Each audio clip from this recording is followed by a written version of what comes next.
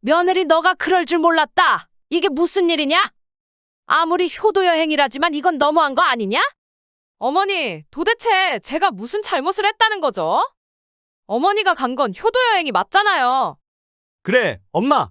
지영이 말이 맞아. 우리가 뭘 잘못했다는 건지 도대체 알 수가 없네. 나 같은 아들 있으니까 엄마가 그런 호화로운 효도여행 갈 수 있었던 거라고. 아들, 며느리가 효도 여행이라면 나를 속였단 말인가? 이게 사기 여행이지 무슨 효도 여행이야? 안녕하세요. 저는 안산에 살고 있는 70대 후반 김혜숙이라고 합니다.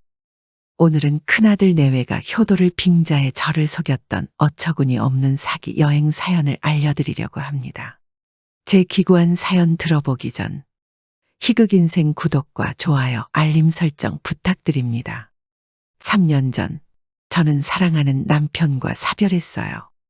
오랜 투병 생활 끝에 떠난 남편이었지만 그의 빈자리는 여전히 제 마음을 무겁게 짓누르고 있었죠. 매일 아침이면 남편과 함께 가꾸던 화분을 들여다보며 그의 목소리가 들리는 듯한 착각에 잠길 때가 덜어 있었어요. 여보, 오늘도 날씨가 좋네. 당신이 좋아하던 봄이 왔어. 남편의 빈자리를 느끼며 저는 여전히 혼자서 그를 추억하며 살아가고 있었어요. 조용한 집안이 싫어서 늘 텔레비전을 틀어놓고 살았지만 텔레비전에서의 시끌벅적한 드라마 소리도 여전히 제 귀에는 들리지 않더군요. 오늘도 이렇게 평온한 하루가 지나가려던 순간 전화벨 소리가 거실을 울려대기 시작했어요. 여보세요? 어머니, 저예요. 현수예요. 큰아들 김현수의 목소리였어요. 오랜만에 아들에게 전화 왔기에 반가운 마음에 눈빛이 밝아졌죠. 아들로부터 전화를 받는 일은 몇 달에 한 번 있을 정도였어요. 결혼 후 바쁘게 사는 현수는 어쩌다 한 번씩만 연락을 했기 때문이죠. 그래, 현수야. 요즘 잘 지내니? 지영이랑 지훈이는? 네, 잘 지내요. 그런데 어머니, 할 말이 좀 있어요. 큰아들 현수의 목소리는 평소와 달랐어요. 평소에는 활기차고 밝았던 목소리가 어딘가 주저하는 느낌이 있었어요. 아들의 목소리를 들으면서 저는 가슴이 철렁 내려앉는 기분이었어요. 왜 그래, 현수야?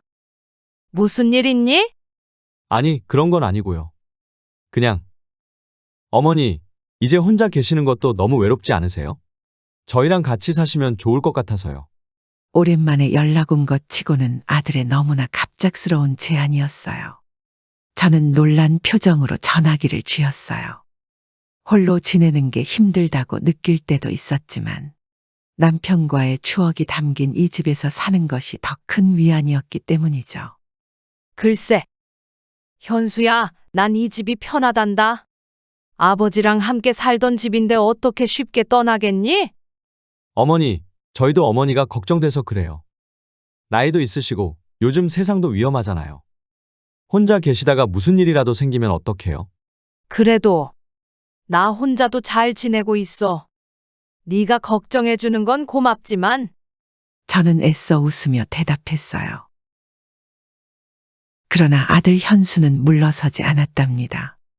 현수는 오히려 조금 더 단호한 목소리로 말을 이어가기 시작했어요. 어머니, 사실 저희도 경제적으로 좀 힘들어요. 이 집을 팔고 저희 집에 합가하시면 더 여유가 생길 것 같아요. 집 팔고 나온 돈은 제가 빌려서 쓸게요. 나중에 갚을 거고요. 순간 제 표정이 굳어졌어요. 아들이 돈이 필요해서 제안을 한 것이라는 걸 그제서야 깨달았기 때문이죠. 단순히 어머니를 모시려는 마음이 아니라 재정적인 어려움이 더 큰 이유였던 것에 서운함이 물밀듯이 밀려오기 시작했어요. 현수야, 그게 무슨 소리니? 네가 돈이 부족한 건 알겠지만 이 집은 나한테 특별한 곳이야. 네 아버지랑 같이 살았던 곳인데 그걸 어떻게 팔 수 있겠니? 어머니, 저희도 이러고 싶지 않아요. 하지만 요즘 경제가 너무 어려워요. 제가 이 돈으로 사업을 조금 더 키울 수 있을 것 같아요. 그리고 제가 나중에 다 갚을게요. 저를 못 믿으시겠다면 차용증도 쓸 테니까 걱정하지 마세요. 차용증이라는 말에 저는 한숨을 쉬었어요. 나를 그저 돈으로만 보나 싶은 생각에 괘씸하기도 하고 남편과 함께 가꾼 이 집, 추억이 가득한 이 공간을 떠난다는 건 생각조차 하지 못했던 일이었기 때문이죠. 하지만 아들의 다급한 목소리에 저는 마음이 약해질 수밖에 없었어요. 평생을 아끼고 사랑했던 아들. 그 아들이 도움을 청하는데 어떻게 외면할 수 있을까 싶은 생각도 들더군요.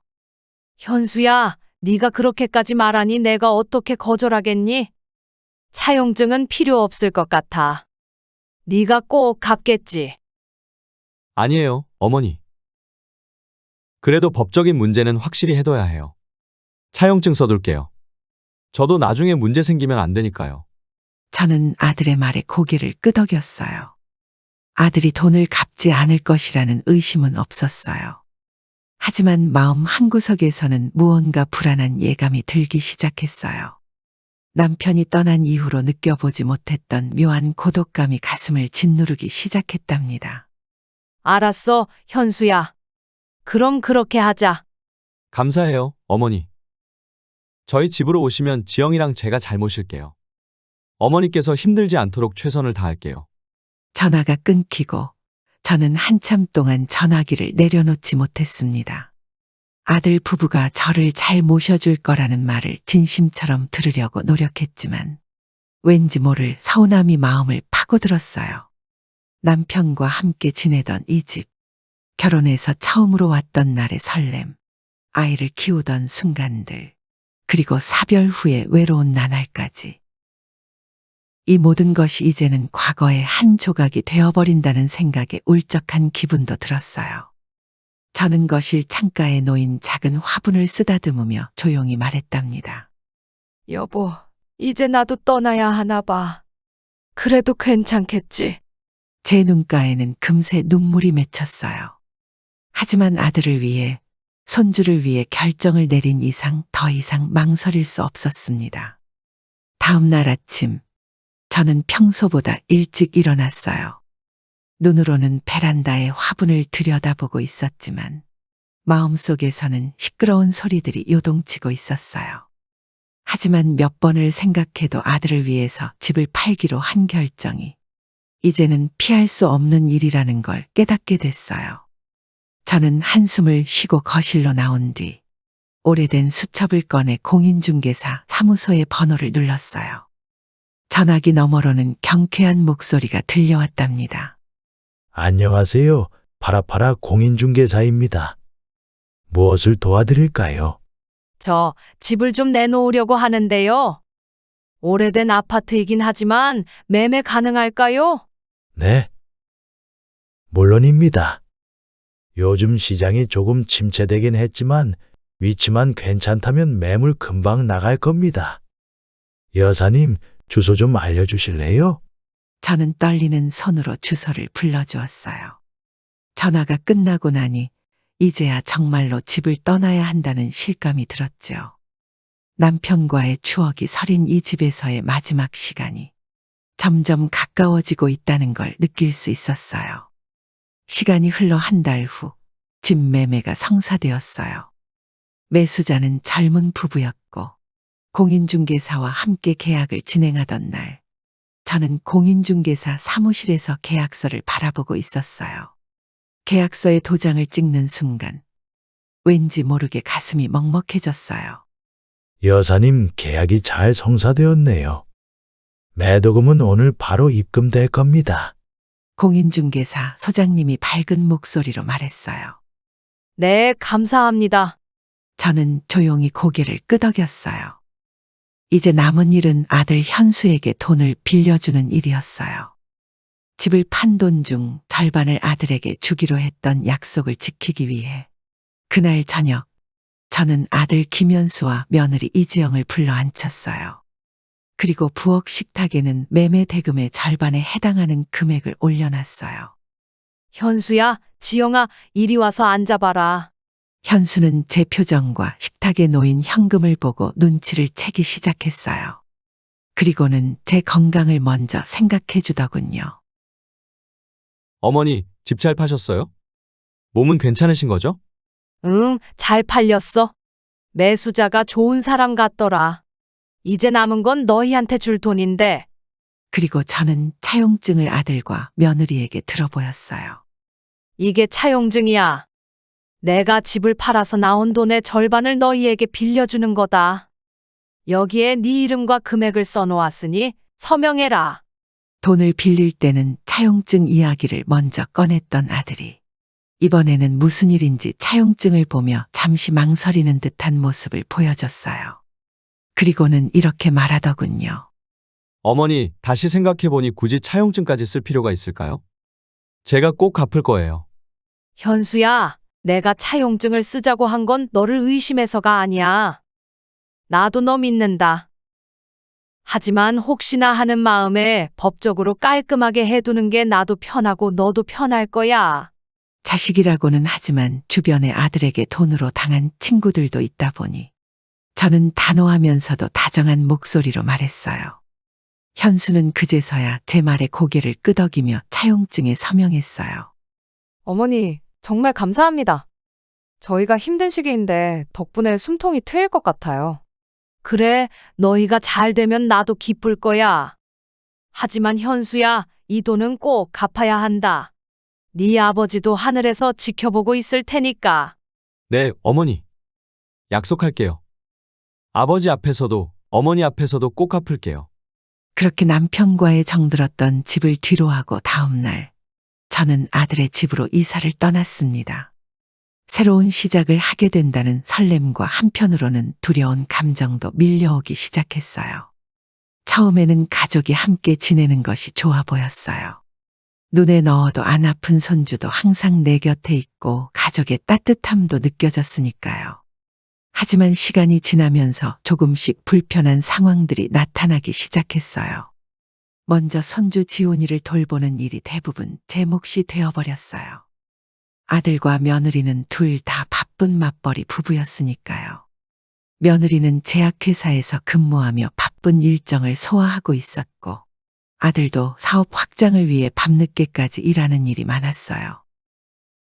아침 일찍 출근하고 저녁 늦게야 돌아오니 손주를 챙기는 일은 자연스럽게 제 일이 돼버렸어요. 그런데 손주를 돌보는 것도 쉬운 일이 아니더라고요. 하루는 손주가 추워 보여서 두툼한 니트 스웨터를 입히고 있었어요. 지훈아, 오늘은 날씨가 쌀쌀하니까 이 스웨터 입어야지. 할머니가 네가 감기 걸릴까 봐 준비했어. 이거 따뜻하고 좋다. 할머니 고마워요. 그때 방에서 출근 준비하던 며느리가 거실로 나오더군요. 그리고 지훈이의 옷을 보고 얼굴을 찌푸렸어요. 어머니, 이 스웨터는 너무 두꺼워요. 지훈이 땀 차요. 요즘은 날씨가 좀 쌀쌀해도 실내에서는 가벼운 옷을 입는 게 좋아요. 그렇긴 한데 오늘 아침 날씨가 많이 추웠어. 밖에 나가면 감기 걸릴 수도 있잖니? 어머니, 아이들한테는 여러 겹을 얇게 입히는 게 더 좋아요. 이렇게 두꺼운 옷을 입히면 오히려 더 안 좋아요. 요즘은 다 레이어드해서 입히는 게 트렌드예요. 그래, 요즘엔 그렇게 입히는구나.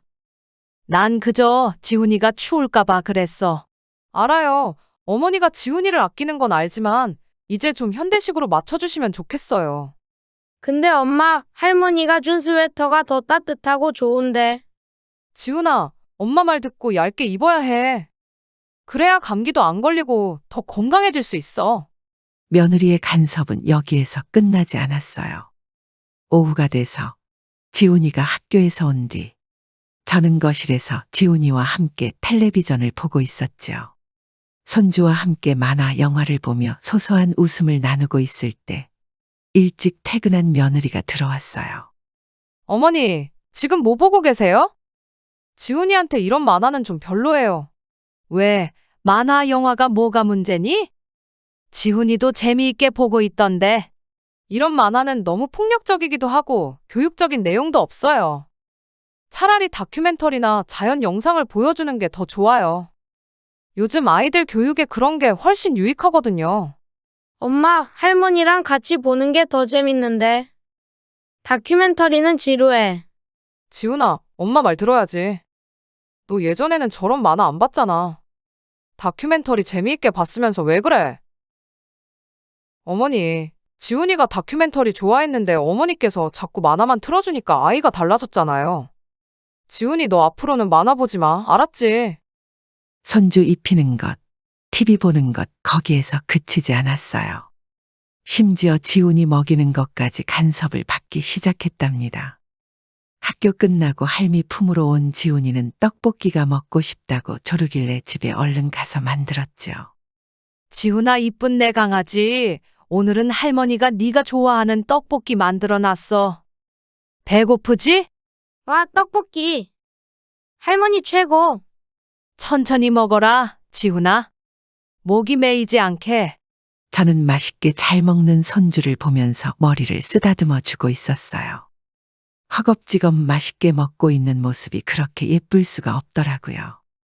하지만 그때 출장을 다녀온 며느리가 들어오더니 주방에 놓인 떡볶이 냄비를 보고 인상을 찌푸렸어요. 어머니, 지훈이한테 떡볶이를 주셨어요? 그래, 지훈이가 좋아해서 좀 만들어줬어. 너무 자주 먹는 것도 아니고 가끔은 괜찮지 않겠니? 어머니, 떡볶이는 너무 자극적이라 건강에 안 좋아요. 밀가루도 그렇고 양념도 맵고 짜잖아요. 요즘 애들한테는 건강식이 중요해요. 차라리 샐러드나 요거트 같은 걸 주시는 게 나을 것 같아요. 엄마, 나 떡볶이 먹고 싶단 말이야. 할머니가 맛있게 만들어줬는데. 지훈아, 엄마가 말했지? 몸에 안 좋은 건 먹으면 안 돼. 너 배 아프면 어쩌려고 그래? 할머니가 만든 떡볶이 맛있기만 한데 엄마는 왜 그래? 그래, 알겠다. 다음번엔 네 말대로 요거트로 준비할게. 며느리와의 괜한 갈등을 만들기 싫어서 저는 억지로 미소를 지으며 냄비를 치웠답니다. 며느리는 기다렸다는 듯이 냉장고에서 샐러드와 요거트를 꺼내 지훈이에게 건네줬어요. 지훈아, 이거 먹어. 엄마가 준비해둔 거야. 몸에도 좋고 건강에도 좋아. 그리고 다음부터는 할머니가 간식 만들어주면 뭐 만들어줬는지 엄마한테 사진 찍어서 바로바로 보내. 알았지? 저는 방으로 들어와 한참 동안 혼자 생각에 잠겨 있었어요. 며느리의 잔소리와 간섭은 이제 참기 어려운 수준에 이르렀고 아무리 이해하려고 해도 마음이 편치 않았기 때문이죠. 결국 저는 더 이상 참을 수 없다는 생각에 아들과 진지하게 이야기를 나누기로 결정했어요. 현수가 거실에서 혼자 휴대폰을 보고 있을 때 옆으로 다가가 제 방으로 부른 뒤 조심스럽게 말을 꺼냈답니다. 현수야, 나 잠깐 이야기 좀 할 수 있을까? 네, 어머니. 무슨 일이세요? 현수야, 나 솔직히 너무 힘들어. 지훈이 돌보는 건 내가 좋아서 하는 거야. 그런데 지영이가 계속 간섭하고 잔소리를 하니까 내가 뭐든 잘못하고 있는 것 같아. 아침에 옷 입히는 것부터 간식, 텔레비전까지 모든 걸 다 지적하니 내가 이 집에 도움은커녕 방해만 되는 게 아닌가 싶어. 어머니, 죄송해요. 지영이가 그렇게 말할 의도는 아닐 거예요. 그냥 지훈이 건강에 신경을 많이 쓰다 보니까 그런 거죠. 현수야, 그렇다 해도 내가 손주를 돌보는 동안에는 내가 결정할 수 있어야 하지 않니? 나도 네 아이를 위해 최선을 다하고 있어. 그런데 지영이는 늘 내가 틀렸다고만 해. 이젠 뭘 해도 불안하고 자신이 없어. 어머니, 저도 알아요. 어머니가 지훈이를 얼마나 사랑하는지. 그런데 요즘 아이들 키우는 방식이 많이 달라졌어요. 지영이도 그걸 신경 쓰는 거고, 요즘 엄마들 사이에서는 아이들 건강이나 교육 문제에 더 예민할 수밖에 없어요. 그래, 나도 그걸 이해하려고 노력했어. 하지만 내가 손주 옷 한 벌 입히는 것까지도 간섭받아야 하니 너무 속상하다. 내가 만든 간식도 지훈이가 좋아하는데 지영이는 먹이지도 못하게 하고. 이렇게 해서 내가 뭘 할 수 있겠니? 어머니, 지영이도 아이한테 좋은 것만 먹이고 싶어서 그래요. 설탕이나 당분이 많이 들어간 건 건강에 안 좋으니까 어머니가 조금만 양보해 주시면 좋겠어요. 양보라니? 내가 양보 안 한 게 뭐 있니? 매번 지영이 말대로 따랐어. 그런데도 지훈이랑 내가 조금이라도 시간을 보내려고 하면 뭐든 간섭하고 끼어들잖아. 현수야, 네가 내 입장이 되어본 적 있니? 어머니, 저도 어머니 입장에서 생각하려고 해요. 그런데 지영이도 하루 종일 일하고 지훈이 교육 생각하느라 많이 스트레스 받아요. 어머니가 조금만 이해해 주시면 상황이 나아질 거예요. 결국 네 말은 내가 이해하라는 거구나. 네가 지영이 편만 드는 것 같아. 나는 이 집에 와서 지훈이 돌보느라 내 생활은 다 포기했는데 나한테는 고마운 말 한마디도 없고 늘 지영이 말만 맞다고 하잖아. 어머니, 제가 어머니한테 감사하지 않은 건 아니에요. 정말 고맙게 생각해요. 하지만 지영이도 나름대로 옳다고 생각해서 그러는 거니까 제가 둘 사이에서 조율을 잘 못한 것 같아요. 조율이라. 그러면 네가 한 번이라도 지영이한테 내가 기분 나쁠 수도 있다는 말은 해본 적 있니? 네가 내 편을 들어줬다면 내가 이렇게까지 힘들진 않았을 거야. 어머니, 솔직히 말하면 지영이와도 다툴 때가 많아요. 저도 이 문제로 스트레스 받아요. 하지만 지영이는 요즘 아이들 키우는 방식에 정말 신경을 많이 쓰고 있어요. 그러니까 어머니도 조금만 더 이해해 주세요. 네가 내 편을 들어줄 거라는 기대를 한 내가 잘못이었구나. 네가 이렇게 말하니 내가 여기 있는 게 맞는 건지 다시 생각하게 되네. 그날 밤 아들과의 대화를 마친 뒤 깊은 한숨을 내쉬며 방으로 돌아왔습니다. 방 안은 고요했지만 마음은 소란스러웠죠. 이 집에 와서 손주 지훈이를 돌보며 희생했던 시간들이 머릿속을 스쳐 지나가기 시작했어요. 내가 왜 여기에 있는 걸까? 하는 생각이 마음속에 자리 잡기 시작했죠. 문득 집을 좋은 가격에 팔았으니 현수에게 빌려주고 남은 돈으로 어떻게든 집은 마련할 수 있겠구나 싶었어요. 마음먹은 김에 인근에 살고 있는 여동생에게 전화해서 집 구할 동안만이라도 며칠 살기로 부탁했어요. 여동생은 흔쾌히 허락했고 이른 아침 가족들이 모두 잠든 사이 작은 캐리어에 짐을 싸기 시작했어요. 옷 몇 벌과 작은 짐들, 그리고 이곳에서 생활하며 썼던 일기장까지 차곡차곡 넣기 시작했죠. 캐리어를 다 싸고 나니 마음이 한결 가벼워지는 듯한 기분이었어요. 이제는 떠날 때가 됐구나라고 스스로 되뇌이기 시작했죠. 그러나 짐을 들고 현관문으로 향하던 순간 이른 시간에 깨어난 지훈이가 거실로 나왔어요. 할머니, 어디 가세요? 아, 지훈아. 잠이 깼구나. 할머니는 이제 이 집에서 안 살고 다른 곳에서 살려고 해. 할머니 떠나면 안 돼요. 나 할머니랑 계속 같이 있고 싶단 말이에요. 어머니, 이게 무슨 일이에요? 짐을 싸셨잖아요. 어디 가시려고요? 내가 떠나는 게 맞는 것 같구나. 여기 있는 동안 너희들한테 도움이 되기보다는 오히려 갈등만 커졌어. 이제 내가 떠나서 너희가 편하게 살도록 하는 게 맞을 것 같아. 어머니, 제발 그러지 마세요. 떠나시면 안 돼요. 저희가 잘못했어요. 어머니가 얼마나 힘드셨는지 제가 이제서야 알았어요. 현수야, 너도 알잖아. 이 집에서 내가 어떤 기분이었는지. 지영이는 늘 내가 하는 일이 틀렸다고 생각하고 너는 늘 지영이 편만 들어줬어. 이제는 더 이상 참기 어려워. 어머니, 제가 잘못했어요. 어머니께 너무 예민하게 굴었던 거 인정해요. 그런데 어머니께서 없으면 저도 너무 힘들어요. 지훈이도 할머니를 너무 좋아하잖아요. 지훈아, 얼른 할머니한테 이야기해봐. 너가 얼마나 할머니를 좋아하는지. 할머니, 나 할머니 없으면 안 돼요. 제발 가지 말아요. 할머니랑 같이 놀고 할머니 간식도 먹고 싶단 말이에요. 지훈아, 할머니가 너랑 같이 있는 게 좋지만 여기 있는 게 너무 힘들었어. 할머니가 떠나면 너도 괜찮아질 거야. 아니에요. 할머니 없으면 나 너무 슬퍼요. 할머니, 제발 가지 마세요. 내가 할머니 잘 지킬게요. 엄마한테도 말할 거예요. 할머니 잔소리하지 말라고. 어머니, 저도 정말 죄송해요. 제가 너무 강하게만 생각하고 어머니 마음을 헤아리지 못했어요. 제발 한 번만 더 기회를 주세요. 저도 어머니와 더 잘 지낼 수 있도록 노력할게요. 어머니, 저도 잘못했어요. 어머니가 얼마나 외로우셨는지 제가 너무 무심했어요. 떠나시면 저희가 어떻게 해요? 제발 그냥 우리랑 같이 있어주세요. 그래. 내가 다시 한번 참아볼게. 하지만 너희도 내 마음을 조금은 이해해줘야 한다. 지훈이도 너희도 나한테는 소중한 가족이니까. 하지만 또 다시 이런 일이 생기면 그때는 더는 못 산다.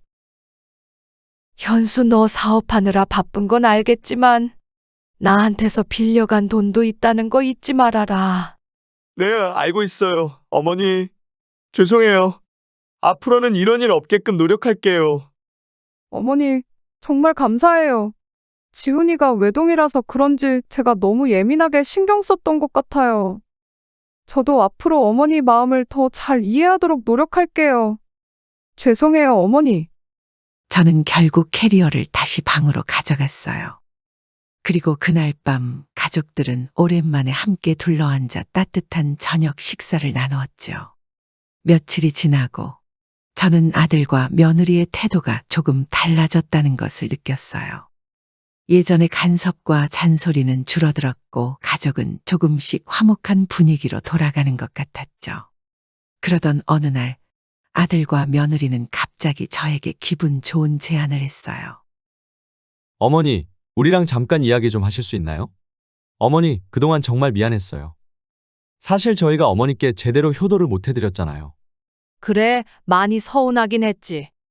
그런데 이제는 잘 지내는 것 같아서 나름 괜찮아. 그게 아니라 어머니가 그동안 저 때문에 너무 힘드셨을 것 같아요. 그래서 저희가 이번에 어머니께 효도 여행을 보내드리려고 해요. 제주도 여행이요. 제주도? 효도 여행이라고? 우리 식구들 다 같이 가자는 거니? 그나저나 너희들 돈 없다고 하면서 어떻게 제주도까지 가려고 그러니? 괜찮아요. 어머니 여행 갔을 때 지훈이는 저희가 번갈아 가면서 휴가 쓰면 돼요. 저희가 어머니가 좋아하는 친구들 두 분도 같이 보내드리려고 해요. 그동안 지훈이 보느라 고생하셨는데 이번 기회에 즐거운 여행이 될 거예요. 친구들하고? 그래, 그럼 나도 좀 나가볼까 싶네. 그런데 효도 여행이니까 너무 큰 부담은 안 되지? 전혀요, 어머니. 이번 여행은 저희가 다 준비했어요. 여행 계획도 다 짜놓았고, 호텔도 최고급으로 예약해 놓았으니까 아무 걱정하지 마세요. 어머니는 그냥 편하게 가셔서 마음껏 즐기기만 하면 됩니다. 맞아요. 저희가 다 예약을 해놓을게요. 어머니는 그저 친구분들과 놀러가서 즐기고 오시면 돼요. 어머니가 좋아하실 만한 곳으로 다 준비했어요. 이번 여행은 완전 최고급 럭셔리 제주도 여행이 될 거예요. 그래, 그럼 정말 기분 좋게 다녀올 수 있겠네. 그런데 내가 갑자기 뭐 준비할 게 많으면 피곤할 것 같으니까. 여행 준비는 다 맡겨도 되지? 최고급은 필요 없다. 돈도 없는데 무슨 돈을 그렇게 쓰려고 하니? 돈 걱정은 하지 마세요. 여행 준비는 저희가 다 할게요. 오직 어머니만 편하게 다녀오시면 됩니다. 어머니, 그런데 여행 전에 한 가지만 더 부탁드릴 게 있어요. 무슨 부탁인데? 지영이랑 제가 호텔이나 어머니가 가야 할 곳을 미리 예약하려면 어머니 카드 정보가 필요해요. 카드 번호랑 카드 비밀번호 앞 두 자리만 입력해야 해요. 제가 예약할 때마다 핸드폰으로 인증번호가 오니까 지금 핸드폰 저한테 주면 제가 그거 보면서 예약 완료할게요. 이게 본인 확인을 위한 절차라니까 걱정 마세요. 저희가 갈 때도 늘 이런 식으로 입력하고 갔으니까요. 카드 번호랑 비밀번호? 그게 무슨 이유인지 잘 모르겠지만 본인 확인을 위해서라면 뭐 어쩔 수 없지. 그래, 알았다. 여기 내 카드 있고 핸드폰 여기에 두고 가마. 네, 어머니. 저희가 2박 3일 여행 완전 럭셔리하게 예약할게요. 여행 준비는 전부 저희가 다 할 테니까 걱정하지 마세요. 정말 좋은 여행이 될 거예요. 응, 그래. 잘 부탁한다. 나도 제주도 여행이 기대되네. 제주도 여행을 떠나기 전 기분 좋은 마음을 숨기지 못하고 어렸을 적부터 함께 자란 동네 친구들인 현자와 은숙에게 전화를 걸었어요. 두 사람은 제가 어릴 때부터 가까운 친구들이었고 이제는 모두 나이가 많아져 서로의 안부를 자주 묻곤 했죠. 여보세요, 현자야? 나 애숙이야. 어머, 애숙이야? 오랜만이네. 무슨 일이야? 그게 말이야. 이번에 아들이랑 며느리가 나 제주도 여행 보내준대. 완전 효도 여행이라니까. 경비는 한 푼도 안 들이고 다 예약도 해주고 나만 편하게 다녀오라고.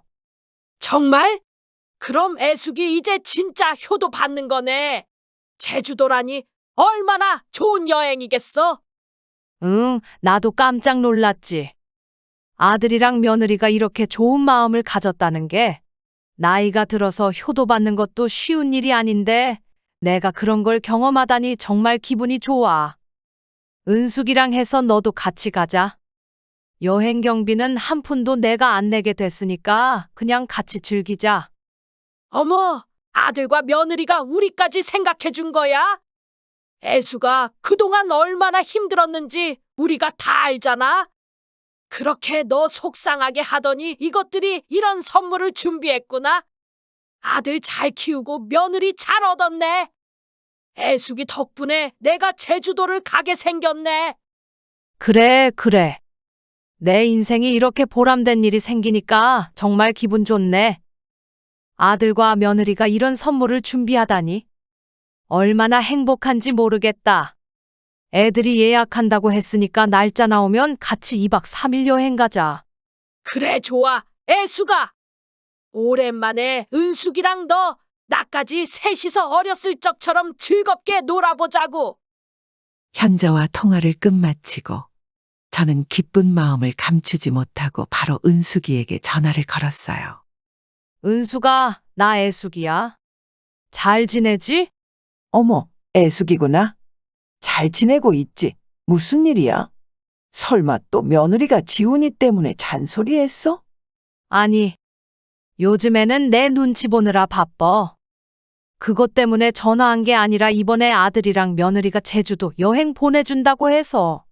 애들 말로는 무슨 초호화 여행이라나 어쨌다나.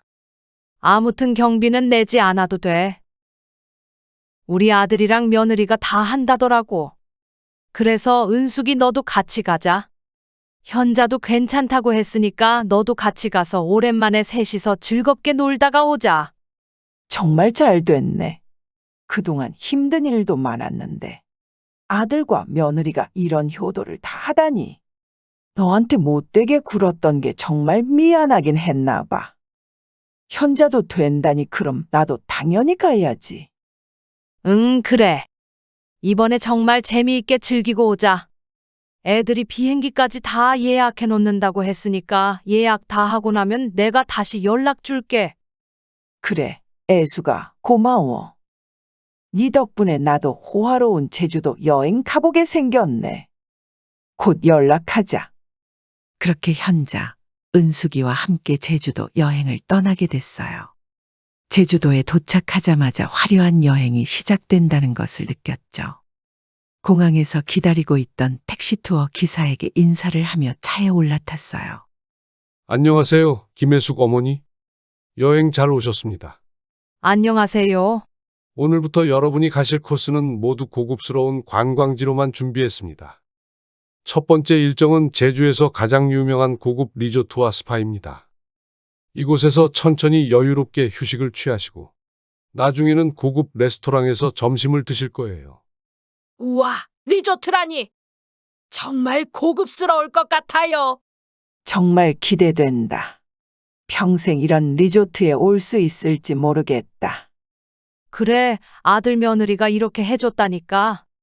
나도 70평생 살아생전 이런 리조트는 처음인데 이것들이 무슨 돈으로 이렇게 나를 호강해주는지 모르겠어. 그렇게 첫 번째로 도착한 곳은 제주도의 명물인 고급 리조트였습니다. 리조트는 바다를 바라보는 고급 객실과 스파 시설이 갖춰져 있어서 저희는 곧바로 체크인 후 여유롭게 시간을 보낼 수 있었죠.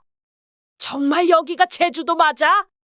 이렇게 고급스럽고 아름다운 곳이라니. 애수가 너 정말 아들 잘 키웠다. 며느리도 대단해. 네 덕분에 우리가 이렇게 호강을 하는구나. 진짜 최고야. 내가 이런 곳에 올 수 있다니 정말 신기하다. 애수가 정말 고마워. 친구들의 칭찬에 저도 모르게 기분이 좋을 수밖에 없었어요. 리조트에서 풀장과 스파를 즐기고 나서 저희는 고급 레스토랑으로 향했어요. 이곳은 제주도에서 가장 유명한 해산물 요리를 제공하는 곳이라고 하더군요. 식사는 한상 차림으로 고급 해산물과 제주 특산물을 재료로 만든 요리가 가득했어요. 이야, 정말 고급스러운 곳이다. 이런 곳에서 밥 먹을 수 있다니 믿을 수 없네. 이런 해산물은 처음 먹어봐. 신선하고 정말 맛있다. 제주도 여행 정말 대단하다. 이렇게 비싼 곳에서 식사하다니. 둘째 날 여행은 더욱 고급스러워졌습니다. 기사님은 둘째 날도 아들과 며느리가 미리 예약한 코스로 운전을 해준 덕분에 저희는 편하게 따라가기만 하면 됐어요. 세계적으로 유명한 와이너리를 방문하게 됐고 그곳에서 특별한 와인도 살아생전 처음으로 마셔봤어요. 고급 와인과 치즈, 그리고 와인 셀러 투어가 포함된 코스로 이루어져서 이게 다 뭔가 싶었죠. 여기서 와인을 마시다니 나 정말 이런 경험 처음이야. 너무 고급스럽다. 이 와인도 정말 특별할 것 같아. 우리 이렇게 좋은 곳에서 와인 마셔본 적 없잖아. 그래, 나 이런 고급 와인은 처음이야. 이 기회에 좋은 경험 많이 하고 가자. 그렇게 와인을 즐긴 뒤 택시 기사는 세계적인 유명한 셰프가 운영하는 고급 레스토랑으로 우리를 안내했어요. 그곳에서 우리는 점심을 먹었죠. 레스토랑에서 제공하는 음식은 모두 최고급 재료로 만든 요리들이었고 메뉴마다 섬세한 장식과 함께 예술적인 요리들이 나왔답니다.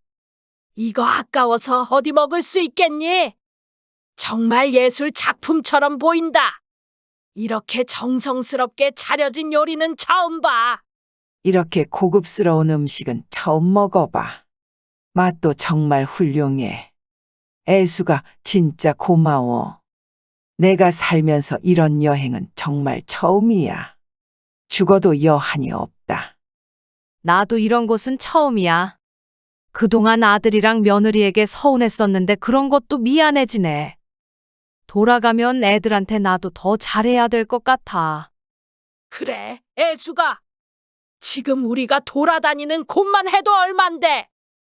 제주도 보내주는 것도 고마운데 너랑 우리 생각해서 이렇게 좋은 곳으로만 예약했으니 애들 마음이 참 착하다. 마지막 날까지의 호화로운 여행을 마친 뒤 우리는 공항으로 향했고 각자 집으로 돌아갔어요.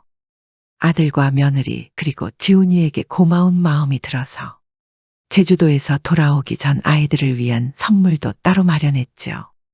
평소와 다름없이 집안을 정리하고 지훈이를 데리러 가기 전 우편함에서 카드 명세서를 발견했어요.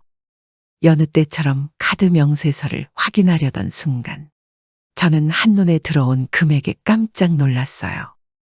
늘 50만 원 안팎이었던 카드 금액이 이번에는 갑자기 몇백 단위로 청구되어 있었죠. 저는 당황한 채로 명세서를 들고 바로 전화기를 집어들어서 명세서에 적힌 고객센터에 바로 전화를 했어요. 안녕하세요, 고객님. 무엇을 도와드릴까요? 제가 이번에 카드 명세서를 받았는데 갑자기 몇백 단위의 돈이 적혀 있어서요. 이게 어떻게 된 일인가요? 저는 이렇게 많은 돈을 결제한 적이 없는데요. 네, 고객님. 카드를 혹시 분실하셨을까요? 지금 바로 확인해 보겠습니다. 결제 내역은 항공권, 제주도 리조트 예약, 와인 테이스팅, 레스토랑 예약 등 모든 비용이 포함되어 있습니다. 결제자 명의는 고객님 카드로 되어 있네요. 혹시 제주도 여행에서 고객님 명의의 카드를 쓰셨을까요? 제 카드로 모든 비용을 결제했다고요? 그럼 이 금액이 전부 저한테 청구되는 건가요? 저는 이걸로 결제를 한 적이 없는데요. 네, 맞습니다. 고객님의 카드로 모든 예약이 이루어진 내역입니다. 결제된 항목이 여행과 관련된 예약과 서비스들입니다. 저는 고객센터 직원의 말에 갑자기 현수가 카드 번호와 비밀번호를 물어봤던 기억이 떠올랐어요. 결국 화가 나서 전화를 끊고 바로 아들에게 전화를 걸었어요. 현수야, 대체 이게 무슨 일이냐? 왜 내 카드로 제주도 여행 경비를 다 쓴 거냐? 전화기 너머에서 현수의 목소리가 평소처럼 무심한 듯 들려왔어요. 엄마, 뭐 그거 큰일이라고. 여행 경비는 다 엄마 카드로 하는 게 당연하지 뭐. 예약하는 것도 하늘의 별 따기인데 여행 가는 건 엄마가 하는 거잖아. 당연히 엄마 카드로 써야지. 당연히 네가 나한테 카드 번호랑 비밀번호까지 물어본 이유가 그거였단 말이냐? 왜 내 카드로 모든 비용을 결제했어? 그리고 카드 결제하면 나한테 문자가 오던데 이번에는 문자가 오지도 않았다고. 엄마, 그건 내가 이것저것 예약하면서 그냥 바로바로 문자 삭제했어. 그나저나 엄마 그런 걸 왜 자꾸 따지셔? 우리가 그런 큰 금액이 어디 있어. 그리고 엄마도 재미있게 잘 다녀왔잖아. 나는 카드 번호 물어볼 때 엄마도 당연히 알았을 거라고 생각했지. 이제 와서 그런 걸 따지니까 내가 더 당황스럽네. 저는 분노가 치밀어 올랐어요. 그리고 며느리에게도 곧장 전화를 걸어봤어요. 며느리 너가 그럴 줄 몰랐다. 이게 무슨 일이냐? 어떻게 내 카드로 다 결제를 했냐고. 아무리 효도 여행이라지만 이건 너무한 거 아니냐? 며느리는 놀라운 듯한 반응을 보이지 않고 오히려 태연하게 말했어요. 어머니, 그게 뭐가 문제예요? 여행 경비는 당연히 어머니가 결제하셔야죠. 저희는 여행 보내드린다고 했지 어머니 친구분들까지의 여행 경비를 부담하겠다고 한 적은 없어요. 그럼 처음부터 나한테 여행 경비 내라고 했으면 내가 그런 여행을 갔겠니? 무슨 호화로운 효도 여행이라고 하더니 나한테 너무한 거 아니냐? 이건 정말 말도 안 돼. 전화 통화가 끝난 후 저는 여전히 손에 들린 카드 명세서를 내려다보았습니다. 명세서에 찍힌 금액을 보니 가슴이 철렁 내려앉았죠. 수백만 원대가 넘는 결제 내역은 모두 제주도 여행과 관련된 것이었습니다. 저는 혼란스러웠고 내가 왜 카드 번호와 비밀번호 앞 두 자리를 아무 의심 없이 알려줬는지 자책하기 시작했어요. 아들, 며느리가 효도 여행이라며 나를 속였단 말인가? 이게 사기 여행이지 무슨 효도 여행이야? 저는 깊은 한숨을 쉬며 머리를 감싸 쥐었어요. 아들 부부가 정말 진심으로 저를 생각하며 이런 여행을 준비했다고 믿었는데 결국 제 스스로 여행비를 모두 부담한 셈이 돼버렸죠. 그날 밤 저는 잠을 이룰 수 없었습니다. 몇 번이고 그날의 대화를 떠올리며 속이 부글부글 끓어올랐어요. 내가 이렇게 쉽게 속을 사람이었나? 하는 생각에 자존심이 상했고 무엇보다 아들과 며느리가 전혀 죄책감을 느끼지 않는 태도에 더욱 화가 나기 시작했어요. 저는 다시 명세서를 꺼내어 꼼꼼히 확인하기 시작했어요. 모든 내역은 분명 본인이 결제한 것으로 되어 있었죠. 항공권, 고급 리조트, 레스토랑, 와이너리 투어, 심지어 골프장 이용까지 한 푼도 빠짐없이 결제되어 있었어요. 내 돈으로 내가 여행 간 거라면 그걸 효도 여행이라고 할 수 있는 거야. 저는 혼잣말을 내뱉었어요. 그러다 문득 차용증이 떠올랐죠. 아들이 집을 팔았을 때 빌려간 돈에 대해 차용증을 써놓았던 기억이 생생했답니다. 곧장 저는 옷장에 숨겨놓은 서랍장의 제일 안쪽에서 서류를 뒤적이기 시작했어요. 차용증을 꺼내 들고 저는 굳은 결심을 했답니다. 그래, 이대로 당하고만 있을 수는 없어. 내 돈을 이렇게 함부로 쓰다니 이건 분명히 갚아야 할 돈이야. 저는 마음을 가다듬고 아들과 며느리에게 돈을 돌려받기 위해 방법을 찾기로 했어요. 다음 날 저는 근처에 있는 법률 상담소를 찾아갔어요. 저는 차용증을 보여주며 변호사에게 상담을 요청했답니다. 변호사는 제 사연을 듣고 난 후 조용히 고개를 끄덕였어요. 김혜숙 어머님, 이 경우에는 차용증이 매우 중요한 역할을 합니다. 아드님께서 빌린 돈이 남아있는 상황에서 추가적으로 이 카드 결제 내역까지 포함시킬 수 있을 가능성이 있습니다. 다만 결제 시 본인이 직접 동의하셨다고 볼 수도 있기 때문에 이를 입증하는 과정이 필요합니다. 하지만 제 의도는 분명 효도 여행이라고 해서 간 것이지 제 돈으로 모든 경비를 부담하겠다고 생각한 게 아니에요. 그리고 카드 번호와 비밀번호도 아들이 요구해서 알려준 거예요. 그렇다면 이 부분을 잘 설명하고 대화를 시작하셔야 합니다. 만약 아드님과 원만하게 해결이 안 된다면 차용증과 함께 소송을 통해서라도 돈을 돌려받는 방법을 고려하셔야 할 수도 있습니다. 저는 그 말을 듣고 아들과 다시 한번 대화해야겠다고 결심했어요. 그날 밤 차용증과 카드 명세서를 들고 거실에 앉아 있는 아들과 며느리에게 차분하게 말을 꺼냈어요. 현수야, 아무리 생각해도 이건 아니다. 이건 말이 안 돼. 네가 효도 여행이라고 해서 간 거잖아. 그러니까 이 비용은 너희가 돌려줘야지. 엄마, 너무 예민하게 생각하지 마. 굳이 그 여행 경비까지 받아내야 한다고 한다면 내가 빌려간 돈이 있잖아. 그 빚에서 이 여행 경비를 제하면 되는 거 아니야? 저는 현수의 뻔뻔한 태도에 화가 났어요. 그럼 내가 그 돈을 빌려줄 때 여행 경비까지 포함해서 빌려줬다고? 차용증에도 명확하게 적혀 있잖아. 내가 빌려준 돈은 별개야. 이건 네가 갚아야 할 돈이고 여행 비용은 따로 돌려줘야 해. 어머니, 그렇게 따지면 우리도 손해가 많아요. 여행 준비하면서 얼마나 고생했는지 아세요? 예약부터 모든 걸 우리가 다 했는데 그 비용을 어머니가 부담하시는 게 당연한 거 아닌가요? 저는 아들 내외가 대화가 통하지 않는다는 걸 깨닫고 다음날 법률 상담소를 다시 찾아갔어요. 변호사는 차용증과 카드 명세서를 다시 한번 꼼꼼히 검토한 후 저에게 말했습니다. 어머님, 차용증과 카드 결제 내역은 분명히 구분되어야 합니다. 이 경우 효도 여행이라고 하면서 여행 경비를 어머님 카드로 결제한 건 부당 이득으로 볼 수 있습니다. 소송을 진행하면 승소 가능성이 높아 보입니다. 저는 손주가 눈에 밟혀도 아들 내외에게 정이 떨어져서 주말에 아들 내외가 지훈이와 놀러 갔을 때 곧장 짐을 싸서 여동생 집으로 갔습니다. 그리고는 아들을 상대로 소송을 진행했어요.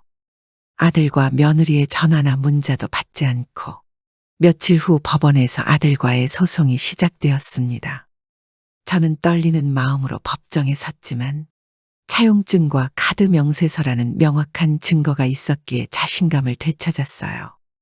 김현수 씨, 어머니의 카드로 여행 경비를 결제한 사실이 있습니까? 제 아들은 판사의 질문에 당황한 표정으로 대답하더군요. 예, 맞습니다만. 저희가 효도 여행으로 준비한 거라. 어머니의 카드로 결제한 건 자연스러운 일이었다고 생각했습니다. 하지만 효도 여행이라면 경비를 어머님께 부담시키는 것이 맞습니까? 또한 차용증에 기재된 대출금과는 별개의 비용이 아닌가요? 다행히 법원에서의 판결은 승소였습니다. 법원에서는 제 아들에게 차용증에 기재된 금액 전액과 함께 제주도 여행 경비까지 돌려줄 것을 명령했죠. 이로써 저는 어처구니 없게 잃어버린 돈을 되찾을 수 있게 되었어요. 그렇게 여동생의 집으로 돌아오는 길, 저는 한동안 말없이 하늘을 바라보았어요. 마음 한구석이 시원해지는 것 같으면서도 왠지 모르게 자식에게 당한 서름이 북받쳐 올라서 눈물이 흐르더군요. 그날 이후 아들은 법원의 판결에 따라 정해진 날짜까지 저에게 모든 금액을 돌려주었어요. 차용증에 기재된 대출금과 제주도 여행 경비까지 한 푼도 빠짐없이 갚았답니다. 돈을 되찾은 저는 부동산을 찾아가 조용하고 깨끗한 작은 아파트를 계약했어요. 더 이상 누군가에게 의지하지 않고 온전히 제 힘으로 새롭게 시작할 수 있다는 생각에 마음이 홀가분해지기 시작했어요. 저는 그렇게 새로운 아파트에서 새롭게 시작하며 그동안 잊고 지냈던 취미 생활을 다시 시작하게 됐어요. 지금은 동네 주민센터에서 서예 교실과 원예 교실에 등록하며 새로운 친구들도 사귀게 되었답니다. 긴 사연 끝까지 들어주셔서 감사합니다.